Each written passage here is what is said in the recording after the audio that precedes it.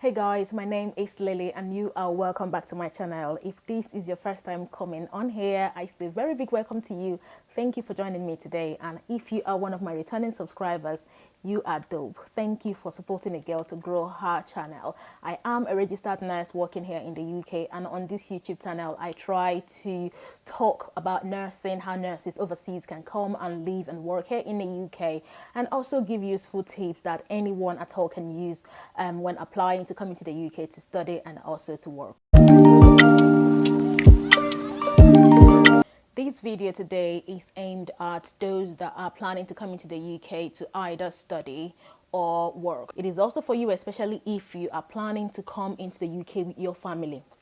Okay, so if you are married and you've got children, it doesn't matter whether it's one child or two children, as long as you have got dependents that you're planning to bring to the UK when you are coming, please listen to what I have to say. And this is the point where I will say that by this video, I do not aim to cast judgment. Okay, all the things I'm about to say in this video is coming from a very good place and from the things I have seen happening here. And I think the time have come for us all to look out for each other. All right, if you know someone who is planning to come into the UK and you know real life useful tip you can give to the person, at least mention it. At the end of the day, they will be the ones to decide what they want to do, but let it be that they have got options. Because once people have decided that they're coming into the UK for the first time with their family, there is little anyone have to say to convince them to do otherwise. I know there's a lot of planning that goes into deciding that, all right, I'm coming into the UK and I'm coming in with my family. If you are living in a particular place, you might stop paying rent, you might move all your properties out. There's a lot of life related changes that might happen to support the fact that you should be coming into the UK with your family. But at the end of this video, I hope that you sit and reconsider that plan. If you've put in place a lot of things to support you and your family once arriving in the UK, why not? People do it, they get by, they're okay. But this coming into the UK with every member of the family is not for everyone. All right, and if you are listening to me today and you think that actually bringing your family might not be the right decision for you to make, please listen to your sixth sense. Everyone knows that the immigration status in the UK right now is going through a lot of reform. From the Liz Truss's appointment as British Prime Minister, to her resigning, and to Ella Braverman, who was the Home Secretary for just a few days, resigning and then back again, appointed by Rishi Sunak, who is now the current British Prime Minister. A lot is going on in the UK right now. And the stance Suella Braverman had before she resigned, which is to reform a lot of immigration rules, especially where it affects students coming into the UK, the number of dependents they can come with, whether or not they can continue to stay and do their post-study visa that allows them to work for 2 years post-studying. All these things are going under review. We don't know what the outcome of this review is going to be. We don't know what the changes they are about to make are going to be. However, if we know that this is what is happening, we don't want to play into their hands. As an international student, as an overseas trained person coming into the UK to work, we don't want to give them more reasons they should tighten these immigration rules even more than they are doing at the moment. Things that we have not seen in years. I've been in the UK for nearly 9 years. Things that we have not seen regarding immigration are now happening. I came into the UK myself as a student to do a top-up, converting my nursing diploma into a degree. Back in the day in 2014, we are not allowed to work more than 20 hours per week. Everybody knows that. But because you are basically sponsoring yourself, you are paying your house rent, you are feeding yourself, you have to cater yourself for your needs, but you have to be careful how you go about it. Because when you are changing your visa, or if you want to apply for an extension, or you finish your BSc and you want to do masters, they will ask you these questions. Have you breached the contract that says you should not work more than 20 hours per week? Back in the day, we thought that there was no way they can find out whether or not we are doing more than 20 hours per week. But these days, people's visa are being rescinded. People's visa are being denied. People are being sent back to wherever they came from instantly. As soon as you're receiving a letter to say your visa in the UK is no longer valid, they're expecting you are leaving the country either that day or within the next 48 hours. I'm not sure what the rules around that is. But the point I'm trying to make is that things are changing, and they're changing really, really fast. So if you have been given admission to come and study in the UK, or you've been offered your certificate of sponsorship to come and work in the UK, it might be that your certificate of sponsorship have got some clause that does not permit you to work certain hours outside your contracted hours. Please find out and pay attention to these things. If you are allowed to work as much as you want as someone who is on a skilled worker visa, that's absolutely fine. Which is the reason why this video is heavy on international students, because it clearly says on your biometric residence permit, do not work more than 20 hours per week. Now, let's go back to bringing family members into the UK. Let me tell you this story. Someone is in the UK, lodged in a hotel, have been in the hotel for the past 3 weeks, and this person is on a tier 4 student visa, and he came in with his pregnant wife, and this person also have got 2 children under 6 years old. The wife went into labor. After the baby came, baby is all right, mom is all right. The next plan is to discharge them. Lo and behold, their address is a hotel. And you know how the UK can be around social care of children. Before you know it, the midwives raised a safeguarding concern against this family to say that they should not be living in a hotel, not for that long. And if you are a tier 4 student visa, why do you not have an accommodation of your own? And you are not entitled to public funds, which means that the council or the housing benefit does not apply to you. They didn't realize that the houses will be as expensive as it was, as they've come in to find it.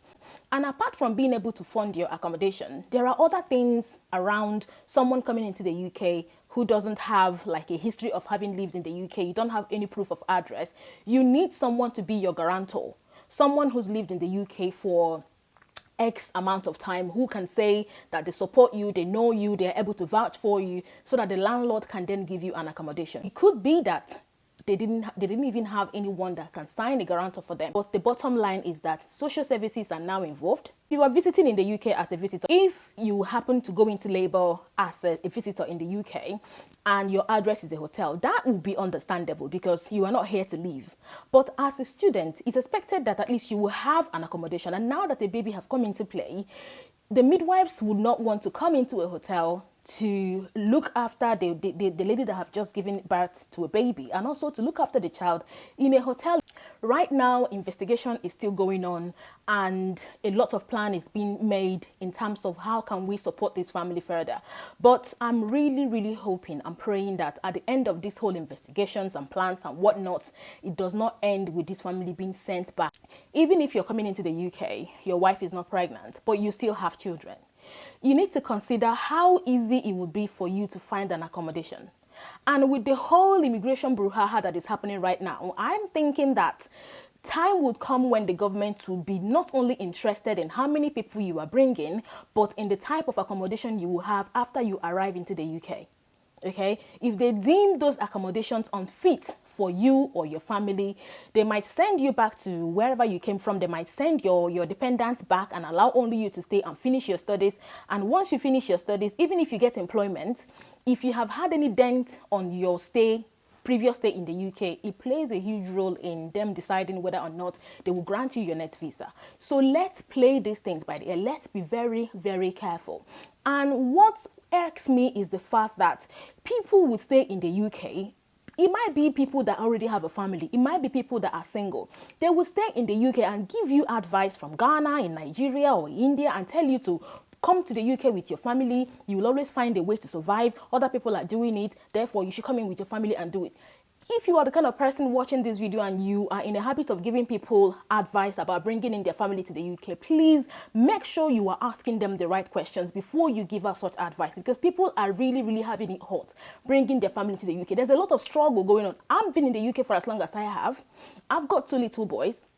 And I know how much I struggle. I know how much I struggle to balance my work, my family, child care with my husband who's also working. Because you can't say because I'm a nurse, I should work more hours, or because I'm the one who got the work visa and he is my dependent, therefore he's going to cut down his hours for me to go and do all of the work. No, these things have to be balanced. My children need me as well, and I cannot afford childcare. So for me to be fully present at work, be fully present for my family, something has to give. It's either you're cutting your hours down, or you and your partner are compromising in a way that one person works lesser hours, or one person is doing day shift, the other person is doing night shift. These things are really, really tough. It puts families through the test of time. A lot of marriages crumble because of childcare problems, the family not being able to understand themselves or how to go about planning their life and planning their work so that the children can be well supported. These things are real life issues. These things are happening right now. So please, if you are coming into the UK to come and study and you are planning to bring in your family, pay very, very close attention to where you are going to study. Do you know anyone around that place? Do you have a safe place where you guys can at least stay for like 1 month or for like at least a week? Do you have someone who can sign as a guarantor for you when you finally get an accommodation? Do you have other means of supporting yourself and supporting your family?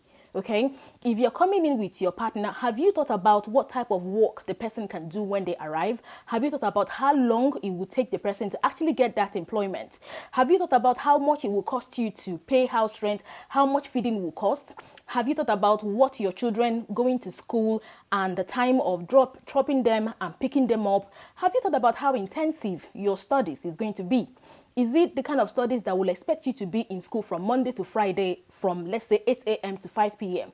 These are all the questions that you need to ask yourself, and then check it looking at your bank account, because sometimes we know how we prove that we've got enough money to support ourselves and support our families. But this is the point where you become really, really honest with yourself. Do you think that what you have in your account at the moment will be able to support yourself, support your family, so that if, for instance, the job is not coming and you didn't start work as quickly as you thought you would be, do you think you have enough money that you guys can fall back on before you finally find your feet here in the UK? All right? By all means, if you answer yes to all of these questions, if you've got all this checklist ticked and you know you can survive, by all means bring your family, because you guys will be okay. But if you have doubts, if you have 1 second doubt that there might be some struggle, please come by yourself. Start whatever it is you're coming in to do. Are you coming to work? Are you coming to study? Come by yourself and set the environment, set the scene for your family to then come in and join you. And when the time comes, they can come in. At least then you know your way around, you know how to go about things. It will no longer be such a struggle. The social services are becoming highly involved in families bringing their family to the UK. The immigration department are fully on board now to make sure that people are adapting strictly to all the rules and regulations. If you're bringing in a dependent, it might mean that your dependent might be able to work more hours. I think that this is the reason why people, they come to that decision really quickly, that at least their partner will be working. But even if that is the case, you don't know how long. It's not like you come in today, your partner starts work tomorrow. There are still some processes that you have to go through in order to then get that job and start working. Okay? But at least if you are coming in with just you and your partner, and you have family members who can look after the children, at least both of you putting heads together can be able to have a nicer environment before the children then comes into play. And there are lots of rogue landlords. There are lots and lots of rogue landlords that would see that you're struggling, will see that you're really desperate to get accommodation, and they will literally rob you. Okay, because at that point you really need that accommodation. Like this gentleman who is in the UK with the family and the wife has just had a baby. If they are now being offered any type of accommodation just to step away from the prying eyes of the social workers, a landlord would literally charge you 3 times of what they would charge a particular accommodation, because they can see how quickly you want that house. Okay, so let's all be guided. Both the person coming into the UK to work or to study, and the people in the UK giving advice to people that want to come to bring in their family. Like I said, make sure you are able to look after yourself and look after your family when you guys come in. Consider different things that may happen. We all don't want anything to go wrong, but at the same time, you need to play your own devil's advocate and try to play a lot of scenarios of things that may go wrong and how you can be able to mitigate those circumstances. Okay, because this is how you are going to make sure that you and your family and your children will stay safe while being in the UK. So thank you for watching this video today. I'm just a concerned person that have seen a lot of things go wrong. So please take care. If you're coming into the UK to study, take the advice people give you with a pinch of salt. I'm sure that anyone giving you any advice is doing that from a very good place, but you will be the one to consider what advice work for you in your own personal situations and the ones that you have to ignore. So until I see you in my next video, please take care of yourself. Bye now.